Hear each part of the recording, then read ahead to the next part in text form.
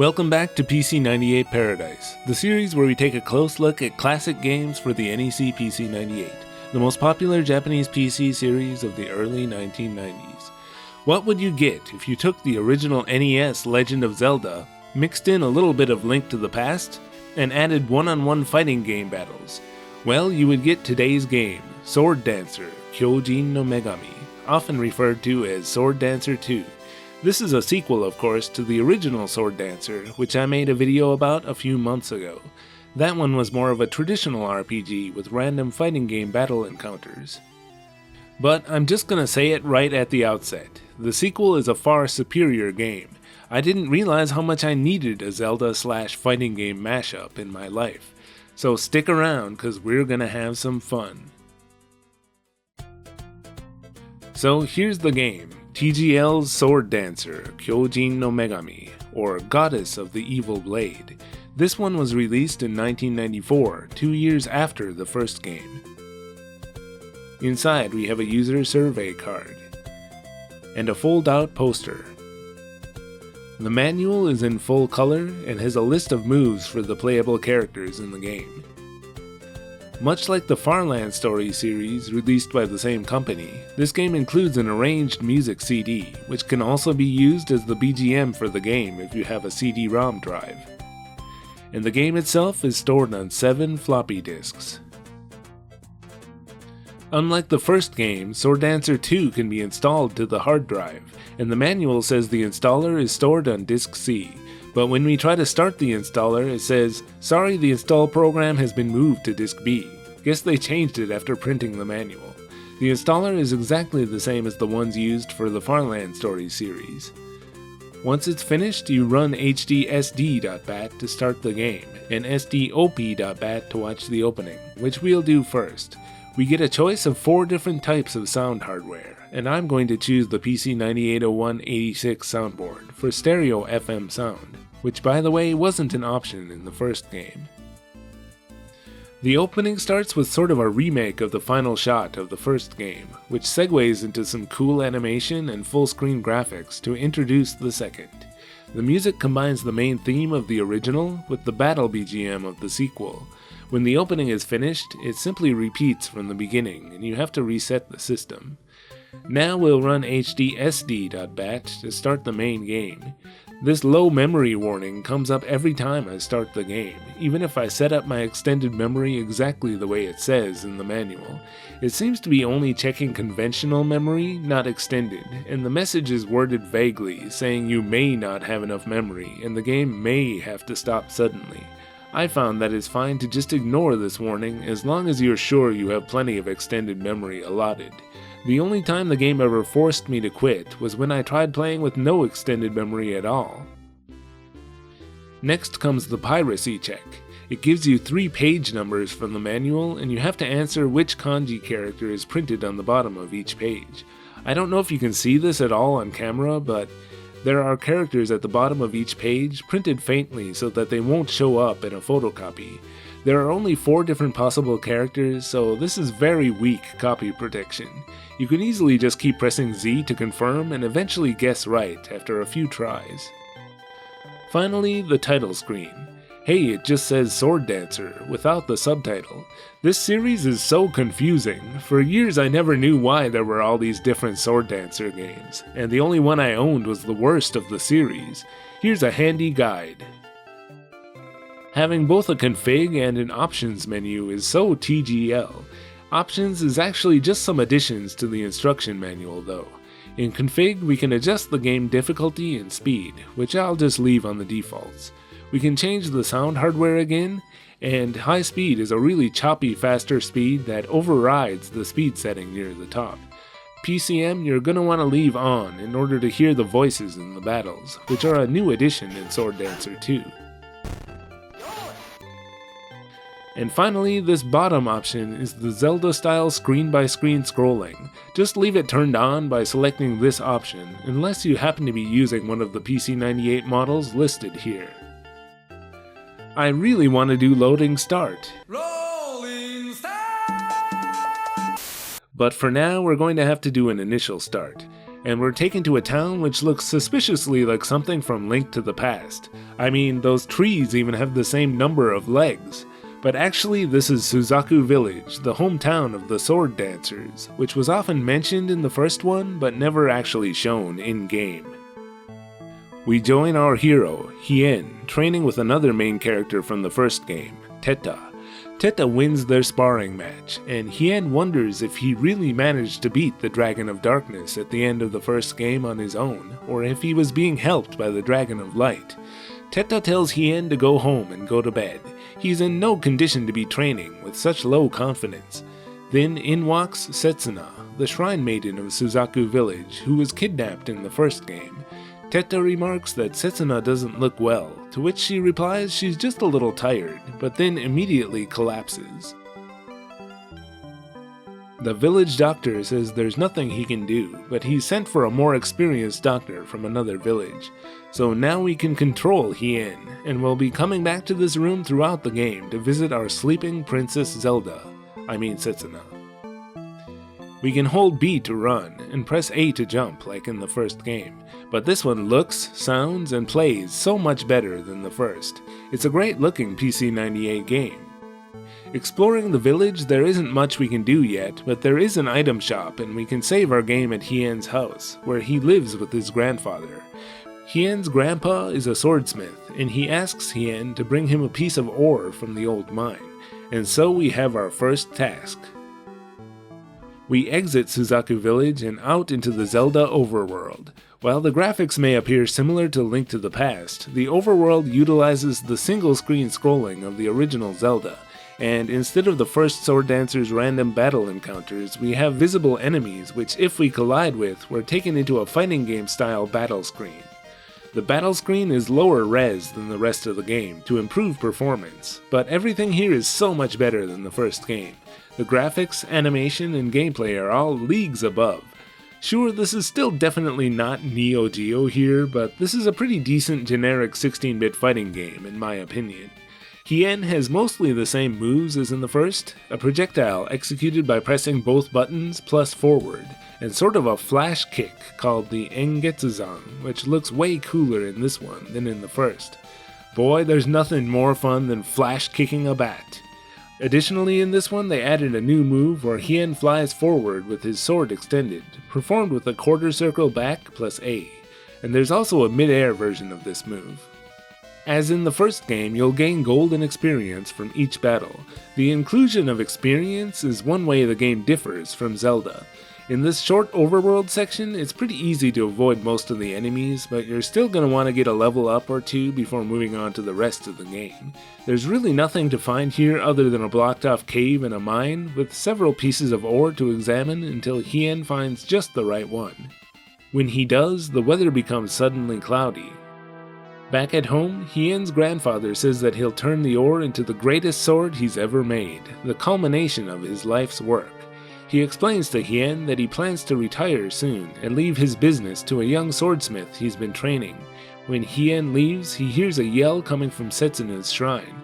Teta explains that a flash of light came suddenly from Setsuna's body, and then he and the doctor found themselves wounded on the floor. One of Setsuna's attendants says that the light threw everyone to the ground and disappeared in the direction of Mount Olto.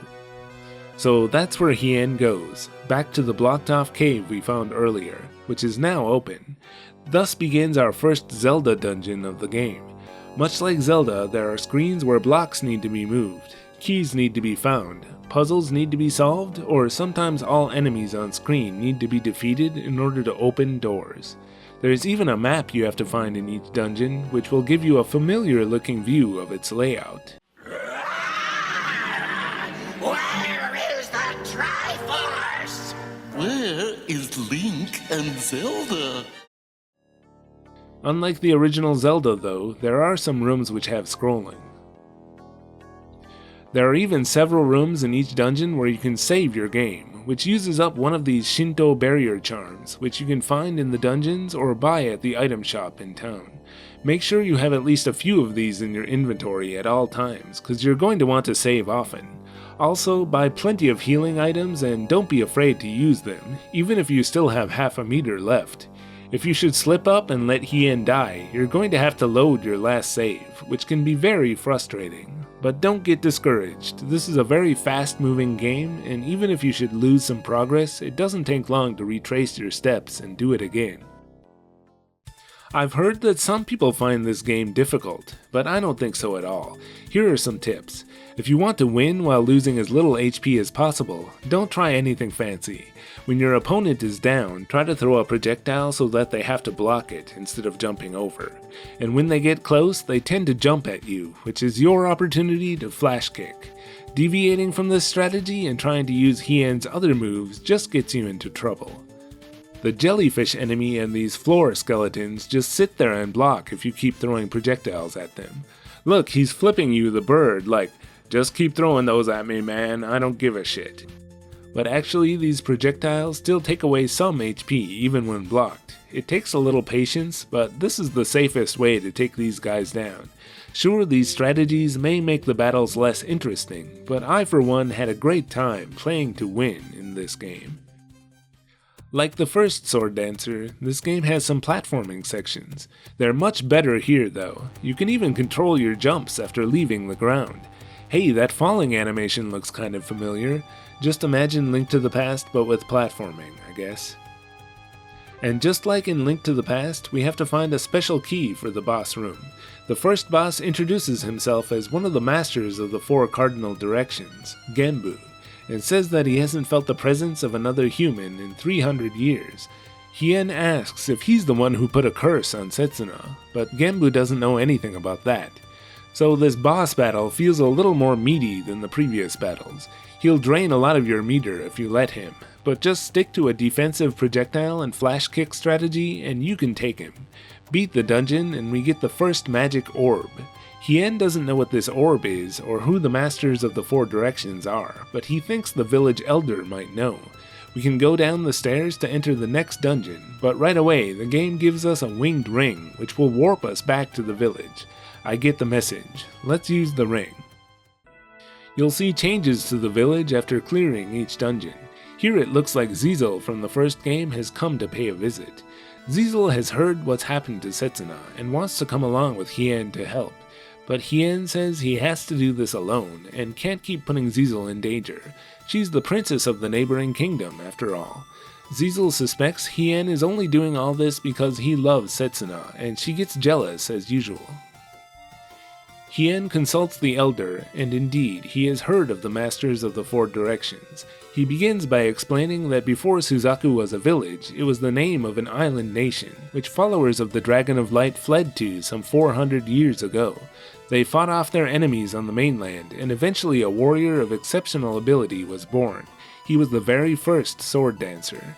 He trained many disciples, and eventually there came to be 4 masters who protected the island nation from each of the cardinal directions. Each master was named after one of the 4 symbols from Chinese mythology, which were constellations, sometimes considered gods of each direction. I'll leave it to the intro sequence of another game to introduce their names in Japanese.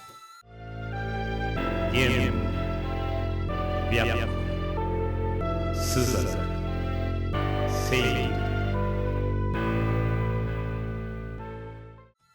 As for the 4 masters with the same names here in Sword Dancer 2, they defeated the enemies of the island nation of Suzaku, and the people of the islands migrated to the mainland, where they set up villages like Suzaku Village here. The 4 masters, though, disappeared, along with 4 magic orbs. But Hien asks how can he know if the Genbu he fought was really one of the 4 masters from the story. The elder says that Hien should try the orb. If it's real, it will take him to the orb's master, or to his final resting place, at least. And so, after checking on Teta, who's resting in bed, and stocking up on supplies at the shop, we use the orb which teleports us to the end of the first dungeon. But when Hien descends the staircase, he hears a scream. It's Zizel, who has come to help. Zizel just saw a centipede, she explains, her most hated bug. Hien tells Zizel to go home, but Zizel says she's been investigating the traps in the dungeon ahead and can help. So Hien begrudgingly lets Zizel come along, but says to leave the fighting to him. And so I'm afraid we won't be playing as Zizel in this one. Whereas the first Sword Dancer had 4 characters you had to utilize in order to get through the adventure, in the sequel we only play as Hien, at least in the adventure mode anyway. So Zizel follows Hien around, saying there's a switch over there, or look, there's a crack in that wall. To break down the wall, we have to hit these switches and send this giant ball rolling toward it. Eventually we get to a doorway where Zizel says she hasn't explored past here yet, and she promptly falls down a hole. Hien carries on alone, and later in the dungeon he finds Zizel, who says she's found the room of the next of the 4 masters. Zizel leads Hien eventually to a room with spike holes in the floor, and Hien asks Zizel when he told her about the 4 masters anyway, and this fake Zizel introduces herself as the next of the 4 masters, Byakko, before disappearing. We'll have to defeat all the enemies in this room while avoiding the spikes in order to escape. Later in the dungeon, Hien finds a room filled with centipedes and picks one up. Eventually in the boss room, we find 2 Zizels. I'm seeing double here. 4 crusties! Of course, we have to use the centipede we found earlier, so Byakko reveals her true form, and we fight. I found this boss to be really easy, which is ironic since Byakko might be the most overpowered character in the arcade modes. Byakko laments that her dying now means she won't be able to see the resurrection of the Dragon of Darkness. Zizel remarks that Byakko doesn't seem to know that Hien already defeated the dragon in the previous game. Byakko says that anyway, Hien will never be able to defeat the next master, Seiryu, and the age of the dragon will come about soon. Hien says, wait, aren't you 4 masters followers of the Dragon of Light? But then Seiryu appears and says that he only fights with smart people, so Hien will have to solve the puzzles of his dungeon first. Seiryu gives one hint. In Japanese, the word for the 4 cardinal directions as a whole is Tozai Namboku, which is the kanji for the 4 directions in the order East, West, South, North. Seiryu says to keep that order in mind for the next dungeon. He disappears and Hien unties Zizel and grabs Byakko's orb in the next room. They warp back to the village, and Zizel agrees it's best she sits out the rest of the adventure. She expresses her love for Hien again, but stays behind to take care of Teta and Setsuna. In Setsuna's room, we meet the doctor who's come to help. He tells Hien that he thinks Setsuna had a curse put on her by the main villain of the first game, Juo. It must have been sometime before he was killed 2 years ago. Hien asks how he knows, and the doctor says that his village was attacked by Juo long ago, and that he's familiar with Juo's methods, which seems like really weak reasoning, but I guess we'll have to trust him. We move on to the next dungeon, which is ice-themed and has some slippery floors.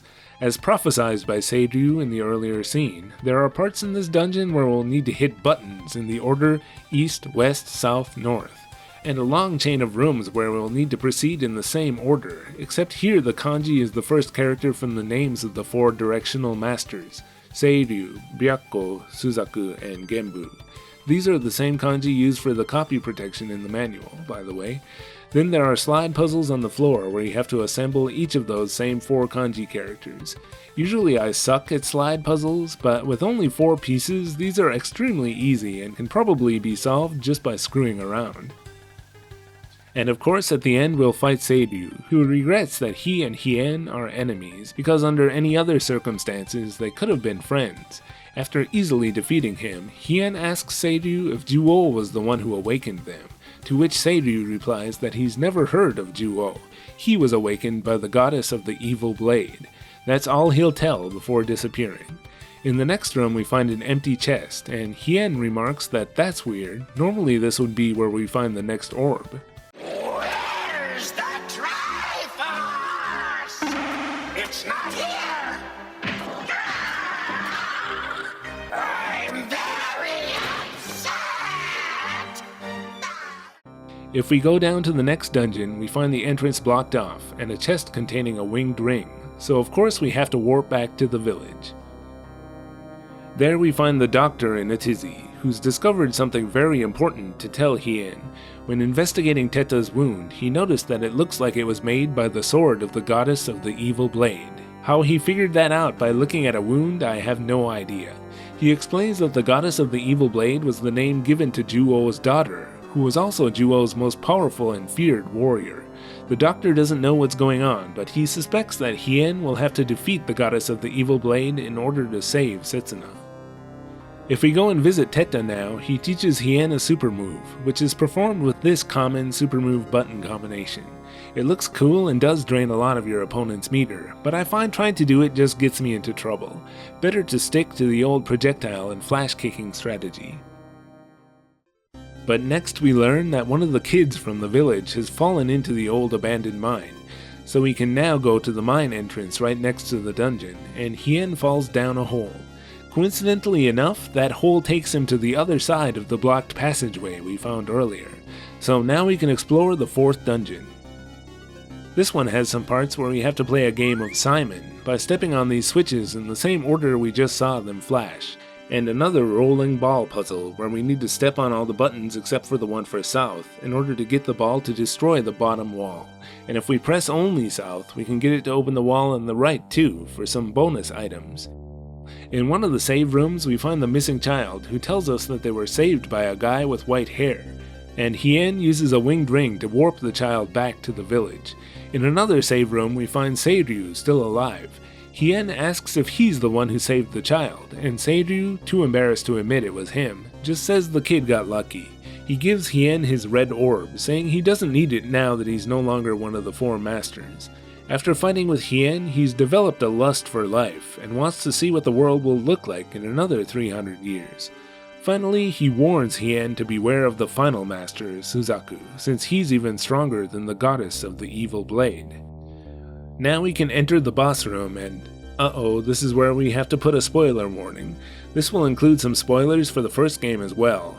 Anyway, if you're ready, let's move along. In the boss room we find Agadil, one of the main characters from the first game, who definitely shouldn't be around since in the first game she was revealed to just be Setsuna, under the mind control of Juo. Agadil greets Hien and fondly recalls her travels with him and the others in the first game. She remembers now, though, that she has a task she must carry out, given to her by her father, Juo. After defeating Agadil, she explains more. Her father, Juo, wanted to revive the Dragon of Darkness prior to the events of the first game, but in order to do so, he had to sacrifice Agadil's mother as well as Agadil. Juo had also learned of the sleeping 4 masters in the cave and feared they would become his enemies. He figured out how to awaken them and taught Agadil so that she could attack Suzaku village along with the 4 masters should Juo ever fall. Agadil agreed to these terms and went to the sacrificial altar by her own free will, because he was her father, she says. Agadil accepts her fate, being defeated by Hien, and says that they will surely meet again. The ground then begins to shake, and Agadil tells Hien to run away. Suzaku is awakening, and he's too strong. Even by her father's orders, Agadil couldn't bring herself to awaken him, but now Suzaku has managed to awaken himself. Quickly, Hien asks why Agadil didn't attack the village with the 4 masters, and she says that it's because the 4 masters had the same power-hungry look in their eyes that her father did, and it scared her. Then Agadil is destroyed by a lightning bolt, and Suzaku appears. Suzaku exclaims that he can't feel the presence of the Dark Dragon or the other 3 masters. Hien proudly proclaims that he defeated them all, so Suzaku of course is ready for a fight, and breaks down the wall to the rest of the dungeon. Then Teta immediately appears to report that Setsuna has awakened. Wow, the doctor said she would wake up when we defeated the goddess of the evil blade, but that was fast. Hien tells Setsuna everything, and Setsuna says that she could also hear Agadil's voice while she was sleeping.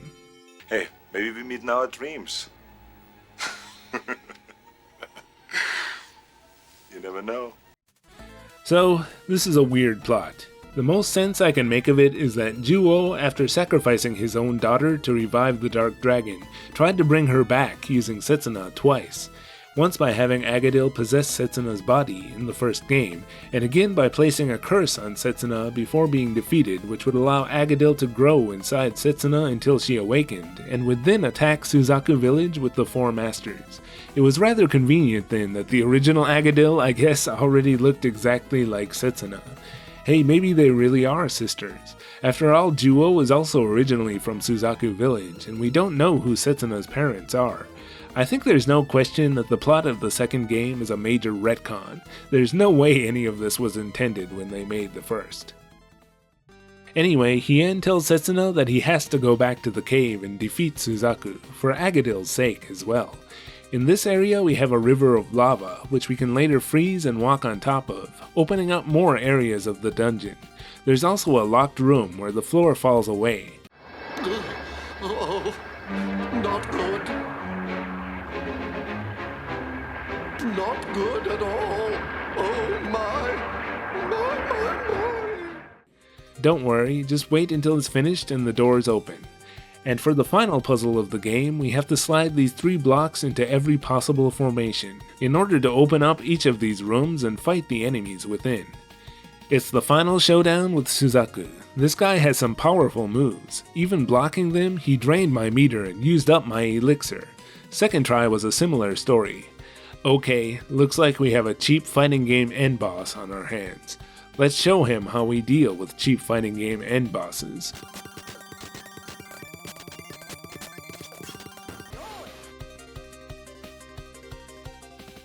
So we get the final orb, and immediately all of Hien's orbs float away and disappear. Hien hears the voice of the light dragon, who thanks him for all his work. Hien has so much he wants to ask the dragon, but the cave, now without its 4 masters, begins to crumble, and Hien is warped outside.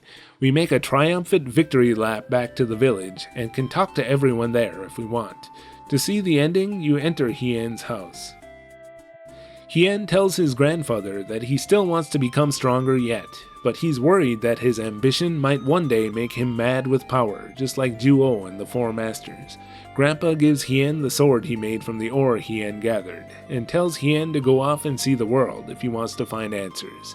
So the game ends with Hien setting off on a journey on his own. Zizel tells him not to cheat on her with any cute girls in faraway lands, and finally Setsuna says nothing, but wishes him well after he leaves. And so it's the final graphic and the credits sequence. Sword Dancer 2 was created by many of the same people as the first, but this one has quite a few more TGL regulars listed who also worked on games like the Farland Story series.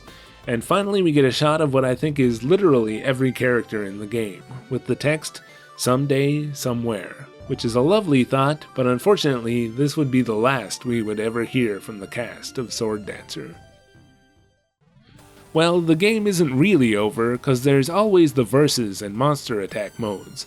As the old saying goes, dream match never ends. In the versus mode, you and another player can play as Hien or any of the bosses, as well as the enemy characters Jaryo and Kugutsu. Agadil is unlocked by playing through the adventure. The second player has to use the keyboard, of course, unless you have a keyboard emulator like this one. The monster attack mode sounds boring, but as in previous games, this is actually the one-player arcade mode.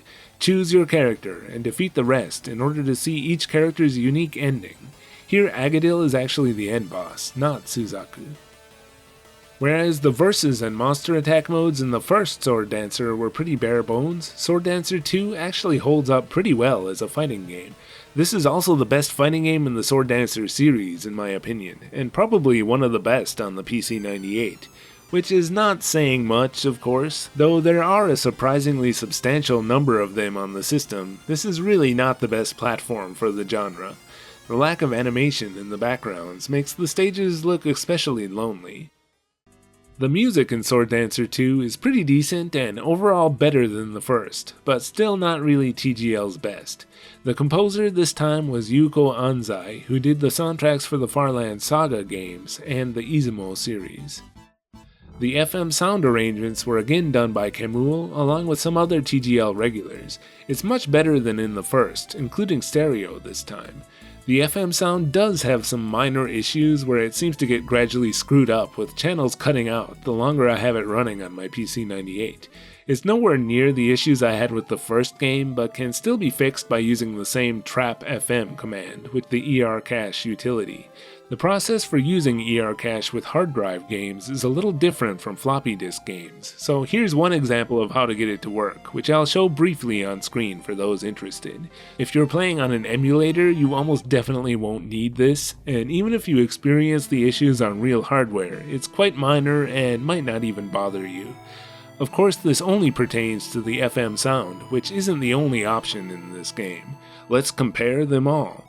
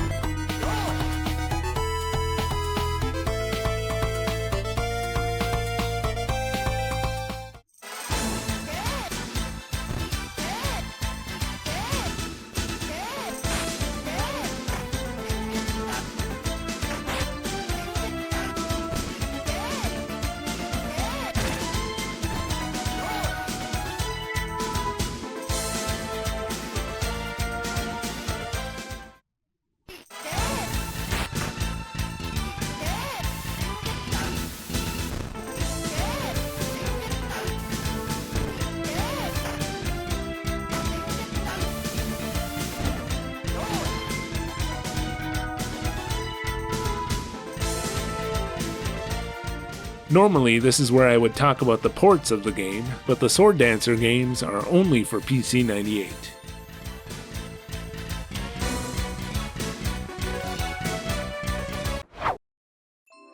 I don't know if you could tell by watching the video, but Sword Dancer 2 Kyoujin no Megami has one major flaw. The game is very, very short, with only a tiny overworld and 4 dungeons, maybe 5 if you count the last one as 2. Whereas the first Sword Dancer is a decently long RPG that takes at least several days to complete, the sequel I easily finished in one solid day of playtime. I even chose to play through the whole thing again on hard mode in the faster speed setting, 1. It seems the old games I love often have one fatal flaw. They're so good they just can't keep up that pace for very long. So while it may be a quick burn, I thoroughly enjoyed every moment of this adventure. On this channel, I usually play games that are definitely not for everyone, including even the first Sword Dancer. You can probably skip that one. It's rare that I find a game like Sword Dancer 2 that I can wholeheartedly recommend to everyone. And don't let the language barrier stop you. Use a translation app or whatever you have to do to read these signs in the dungeons, which give hints about what you need to do. I think I already showed how to do all the difficult parts in this video anyway. And maybe there are some who would say, this game doesn't look that good, hell this is just a rip-off of Zelda. But hey, ripping off Zelda was nothing new by this point. Much earlier there was Neutopia 1 and 2 on the TurboGrafx, and Golden Axe Warrior on the Master System, all of which are blatant rip-offs of Zelda 1. And last I checked, Neutopia is generally regarded as a beloved title among TurboGrafx fans. If anything, Sword Dancer 2's game concept feels like something an indie game developer would come up with nowadays. But no, this was actually released in 1994 by a sizable Japanese software company. And so now you know about TGL's Sword Dancer Kyoujin no Megami. Play it, learn it, love it. Hold tournaments with your friends. I can think of far worse adventures that you could waste 6 to 8 hours of your time with.